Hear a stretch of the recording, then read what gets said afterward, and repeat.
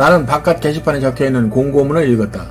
거기에는 아파트 입주 절차와 아파트 입주를 포기할 경우 탈 수 있는 이주 보조금 액수 등이 적혀 있었다. 그러니까 이때도 법률적으로는 이주 보조금을 줘. 근데 그 돈이 너무 적어서 다른 곳에 가서 한잣집도 다른 곳에 가서 살 수 없는 돈이야. 이미 서울이 이제 개발이 많이 돼서 비싸졌거든. 여기는 그냥 자기들이 시골에서 올라와서 그냥 대충 그 산기슭에다 판잣집 세워놓고 살던 곳이기도 하고 이랬던 사람들이란 말이야. 돈 하나도 없는 사람들이야. 도시 빈민층이야 여기는. 주민들과 아파트 거간꾼들이 한데 뒤엉겨 이리 몰리고 저리 몰리고 했다. 이제 딱지 사는 거. 여기에 입주권이 지금 딱지라고 해. 입주권을 사고팔게 해서 조금이라도 더 바뀌어서. 나는 거기서 아버지와 두 동생을 만났다. 아버지는 도장포 앞에 앉아 있었다. 영호는 내가 방금 물러선 게시판 앞으로 갔다. 영희는 골목 입구에 세워놓은 검정색 승용차 옆에 서 있었다. 아마 검정 승용차에 탄 사람들이 바로 거간꾼들이거나 딱지를 사들이는 그런 사람들이겠지, 그치? 아침 일찍 일들을 찾아 나섰다가 철거 개고장이 나왔다는 소리를 듣고 돌아온 것이었다. 누군들 이런 날 일을 할 수 있을까? 집이 쫓겨나니까. 나는 아버지 옆으로 가 아버지의 공구들이 들어있는 부대를 둘러매었다. 영호가 다가오더니 나의 어깨에서 그 부대를 내려 옮겨 메었다. 나는 형이고 영호는 동생이야. 나는 아주 자연스럽게 그것을 넘겨주면서 이쪽으로 걸어오는 영희를 보았다. 영희는 이제 막내. 영희의 얼굴은 빨갛게 상기되어 있었다. 몇 사람의 거간꾼들이 우리를 둘러싸고 아파트 입주권을 팔라고 했다. 아버지가 책을 읽고 있었다. 우리는 아버지가 책을 읽는 것을 처음 보았다. 표지를 쌌기 때문에 무슨 책을 읽는지도 알 수 없었다. 영희가 허리를 굽혀 아버지의 손을 잡아 끌었다. 아버지는 우리들의 얼굴을 물끄러미 쳐다보더니 자리를 털고 일어났다. 난쟁이 간다! 라고 처음 보는 사람들이 말했다. 난쟁이, 신체적 장애를 가진 인물, 경제적으로 소외되고 힘없는 도시 빈민층을 상징함. 작가는 난쟁이 가족의 가난과 사회적 소외를 상징적 압축적으로 보여주고 사회적 약자의 비극성을 강조하기 위해 아버지를 난쟁이로 설정함. 그 다음에 어머니는 대문 기둥을 붙어있는 알루미늄 표차를 떼기 위해 식칼로 못을 뽑고 있었다. 내가 식칼을 받아 반대쪽 못을 뽑았다. 영호는 어머니와 내가 하는 일이 못마땅한 모양이었다. 그러나 마음에 드는 일이 우리에게 일어나 주의를 바랄 수는 없는 일이었다. 어머니는 무허가 건물 번호가 새겨진 알루미늄 표차를 빨리 떼어 간직하지 않으면 나중에 괴로운 일이 생길 것이라는 것을 알고 있었다. 이게 뭐냐면 집 앞 표차를 집행하는 애들이 와서 붙여놓은 거야. 그럼 이게 있어야 그 표딱지, 딱지하고 그 바꾸겠지, 그지? 입주권하고. 그러니까 얼른 빼서 이제 가지고 있는 거야. 어머니는 손바닥에 놓인 표차를 말없이 들여다보았다. 영희가 이번에는 어머니의 손을 잡아 끌었다. 너희들이 놀게 되지만 않았어도 난 별 걱정을 안 했을 것이다. 어머니가 말했다. 일 안 하는 게 더 걱정이야. 집 없어지는 것보다 뭐 이런 정도. 20알 안에 무슨 뾰족한 수가 생기겠니? 이제 하나하나 정리를 해야지. 어머니는 뭐 현실에 순응할 수밖에 없다는 거 알고 있지. 입주권을 팔려고 그래요? 영희가 물었다. 팔긴 왜 팔아? 영호가 큰 소리를 말했다. 그럼 아파트 입주할 돈이 있어야지. 아파트로도 안 가. 그럼 어떻게 할 거야? 여기서 그냥 사는 거야. 여긴 우리 집이다. 이러면서 싸움이 시작되는 거지. 왜냐면 이제 여기서 안 나가면 강제로 철거를 해야 되니까 그들과 싸우는 거지. 영호는 성큼성큼 돌계단을 올라가 아버지의 부대를 마루 밑에 놓았다. 한 달 전만 해도 그런 이야기를 하는 사람이 있었다. 아버지가 말했다. 어머니가 내준 철거 계획장을 막 읽고 난 참이었다. 시에서 아파트를 지어놨다니까 얘긴 그걸로 끝난 거다. 그건 우리를 위해서 지은 게 아니에요. 왜? 돈이 없어서 못 들어간다는 거지? 너무 비싸다는 얘기야. 영호가 말했다. 돈도 많이 있어야 되잖아요. 영희는 마당가에 펜지꽃 앞에 서 있었다. 펜지꽃. 그 와중에도 꽃이 피네요. 그 절망적인 상황에서도 꽃은 피어있네요. 그래서 펜지꽃 자체가 순수하고 여린 영희의 이미지를 보여준다 이랬네. 우린 못 떠나. 갈 곳이 없어. 그렇지 큰오빠? 어떤 놈이든 집을 헐러 오는 놈은 그냥 놔두지 않을 테야. 영호가 말했다. 그만둬. 영호가 말했다. 의미 없다는 거지? 등장인물의 성격이 하나 나와있네? 이런 것들은 무조건 시험 문제니까 그지? 등장인물의 성격. 아버지, 달나라를 꿈꾸는 이상적 인물인. 어머니, 남편과 자식을 위해 헌신이며 정이 많은. 여기서 아버지가 꿈꾸는 달나라는 그냥 이상적인 세계야. 행복한, 가난해도 잘 살 수 있는 뭐 이런 그런 나라는 없겠지만 어쨌든 영수 첫째 아들 현실적이고 주관이 뚜렷하며 냉정함. 영호 둘째 아들 다혈질이며 현실에 대해 반감을 가지고 있어. 영희 막내딸 순수하면서 여린 모습을 지닌 이랬다네. 그들 옆엔 법이 있다. 아버지 말대로 모든 이야기는 끝나버린 것이나 마찬가지였다. 법대로 집행하겠다는 거지. 앞으로 집행될 것이다. 마당가 편지꽃 앞에 서있던 영희가 고개를 돌렸다. 영희는 울고 있었다. 어렸을 때부터 영희는 잘 울었다. 그때 나는 말했다. 울지마 영희야. 자꾸 울음이 나와. 그럼 소리를 내지 말고 울어. 응. 어쩔 수 없는 현실. 그러나 풀밭에서 영희는 소리를 내어 울었다. 나는 손으로 영희의 입을 막았다. 영희의 몸에서는 풀냄새가 났다. 대천 건너 주택가 골목에서는 고기 굽는 냄새가 났다. 아, 풀냄새와 고기 굽는 냄새. 양극화 현상을 그대로 보여주네. 그치? 도시 빈민의 삶과 부자들의 삶. 나는 그것이 고기 굽는 냄새인 줄 알면서도 어머니에게 묻고는 있다. 엄마 이게 무슨 냄새야? 고기를 먹고 싶다는 얘기였던가 보지 예전에. 어머니는 말없이 걸었다. 나는 다시 물었다. 엄마 이게 무슨 냄새지? 어머니는 나의 손을 잡았다. 어렸을 때 얘기야? 어머니는 걸음을 빨리 하면서 말했다. 고기 굽는 냄새난다. 우리도 나중에 해먹자. 나중에 언제?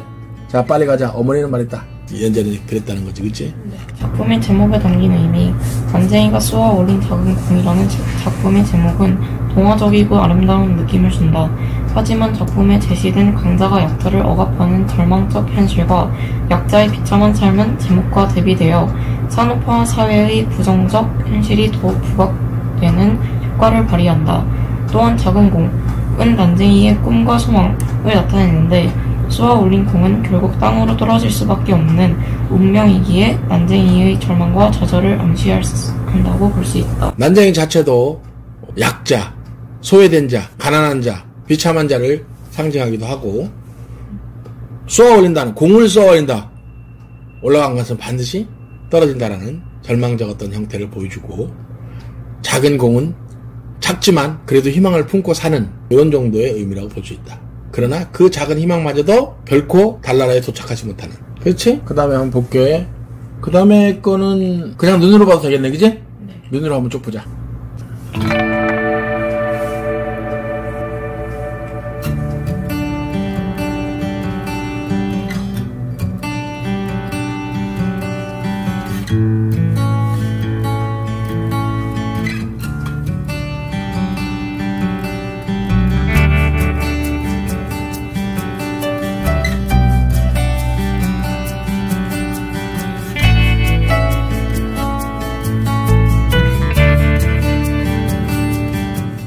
여기서는 시험 포인트 하나밖에 없네. 네. 주머니가 있는 옷과 주머니가 없는 옷, 그지? 네. 그래서 주머니가 달린 옷. 주머니는 경제적 풍요를 의미하지. 예, 그들은 현재는 주머니가 없는 옷, 궁핍한 삶을 살고 있는 그런 옷을 입고 있다. 그 정도면 됐고.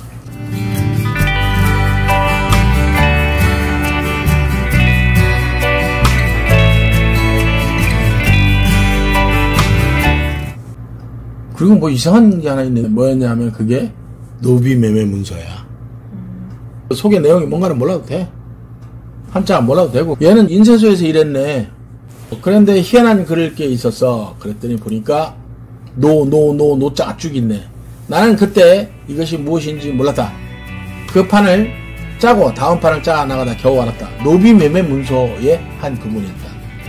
나는 열흘 동안 같은 책을 조판했다. 그 열흘 동안 나는 아버지와 아무 말도 하지 않았다.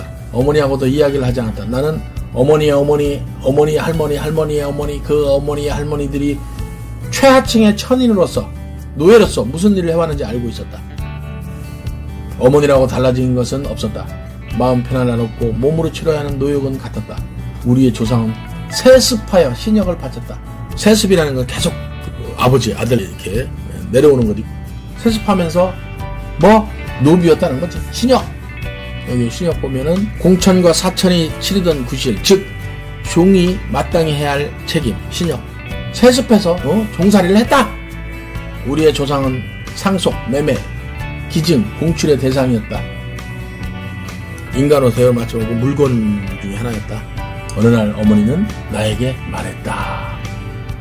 그 다음에 너희들은 엄마를 잘못 두어 이것이 아니다. 아버지하고는 상관이 없다. 어머니는 장남인 나에게만 말했다. 외할머니에게 들은 말을 나에게 전한 것이다. 1000년을 두고 우리의 조상은 자손들에게 이 말을 남겼다. 그러나 나는 알고 있었다. 아버지도 시종의 자식이었다. 할아버지의 아버지에 대해 노비제는 사라졌다. 증조부 내외부는 아무것도 몰랐다.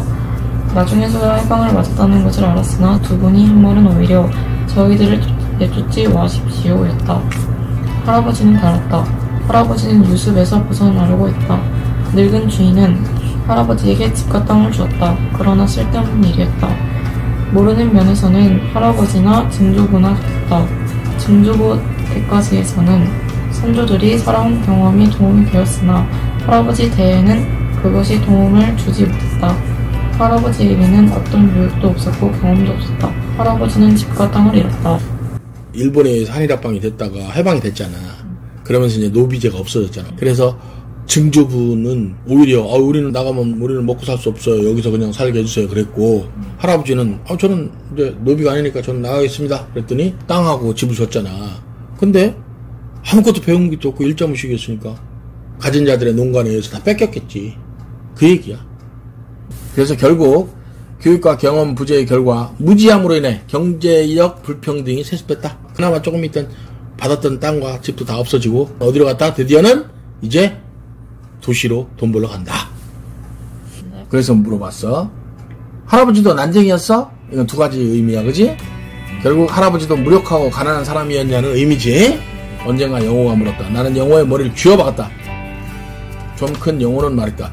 왜 지난 일처럼 시시하는 거야? 변한 것이 없는데. 우습지도 않아? 우린 여전히 노예 생활이잖아. 나는 가만 있었다.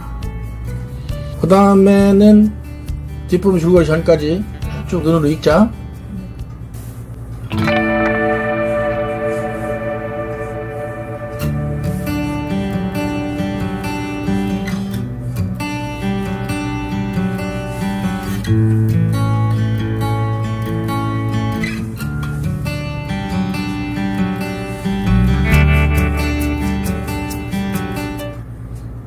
그렇네. 입주권을 2만원 더 받아서 17만원에 팔았잖아. 근데 분양 아파트로 가고 싶으면 58만원이 있어야 되고 임대 아파트를 가려도 30만원이 있어야 되네. 그들에겐 지금 사실은 만원도 없어. 그러니까 얼른 17만원에도 받고 빨리 다른 데 가서 또 어떻게 또 살아봐야지. 그런 얘기야. 뒷부분 줄거리. 행복동 주민들 대부분은 투기업자에게 입주권을 팔고 동네를 떠난다. 아파트에 입주할 능력이 안 되는 나의 가족들 역시 다른 이웃들처럼 입주권을 팔지만 전세금을 빼주느라 명인에게 빌린 돈을 갚고 나니 남는 것이 거의 없다. 그런데 이사가기 전날 아버지와 영희는 사라지고 이후 영희는 자기네 집 입주권을 산 남자를 따라갔다가 그 남자의 집에서 돈과 입주권을 훔쳐 도망쳐 나온다. 혼자 동사무소에 가서 입주 신청을 한 영희는 예전에 살던 집으로 돌아오지만 가족들은 이미 다른 데로 이사를 가버린 뒤다. 영희는 동네 아줌마로부터 아버지가 그동안 일하던 벽돌 공장 굴뚝에 올라갔다가 죽었다는 소식을 전해 듣는다. 이렇게 해서 난소공의 한 부분이 끝나는 거야. 연작 소설이니까 여러 가지 작품들이 또 있어. 연결된. 자, 학습활동. 무조건 시험 문제. 1번. 작품에서 구분한 공간의 차이. 상징적 표현. 공간. 공간의 차이를 나타내는 표현이 철거민 주거지에는 지옥, 풀냄새, 주머니 없는 옷. 개천 건너 주택가, 잘 사는 집에는 천국, 고기 굽는 냄새, 주머니가 달린 옷. 의미. 철거민 주거지는 당연히 소외되고 가난한 삶이고 천국 쪽은 부유하고 풍요로운 삶을 의미한다. 이런 것들은 쉽지만 무조건 시험에 나는 것. 그 다음에 2번은 아까 얘기했던 대로 무조건 시험 문제. 반어법. 낙원구 행복동 반어법. 무조건이야. 요것도 아까 얘기했지. 난쟁이가 상징하는 의미. 네. 난쟁이의 의미는 중복된 의미를 갖는다고 했지. 그 다음 연작소설 잠깐 읽어볼게. 난쟁이가 써올린 작은 공은 12편의 소설들이 독립된 제목과 이야기 구조를 가지고 있다. 그러면서 각각의 이야기가 어울려 하나의 장면을 이루며 난쟁이 가족과 그 주변 인물들의 삶을 전달한다. 그중 동명의 소설 난쟁이가 써올린 작은 공은 여기 있는 거는 4번째에 해당하는 작품이래. 교과서에 있는 거는. 이처럼 독립적 완결 구조를 갖춘 각각의 작품들이 어떤 내적인 연관성을 가지고 연쇄적으로 묶여있는 형식의 소설을 연작소설이라고 한다.